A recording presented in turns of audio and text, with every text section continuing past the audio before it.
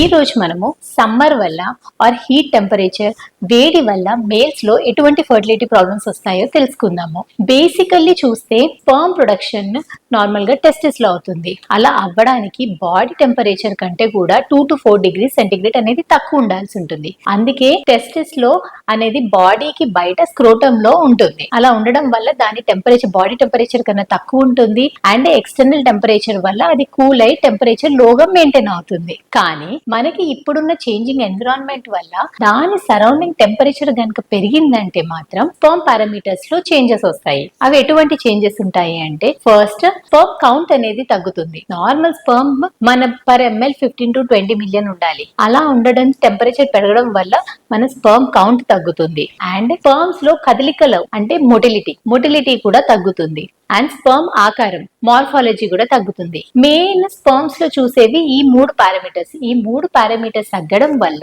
మనకి ఫర్టిలిటీ సమస్యలు అనేవి వస్తుంది.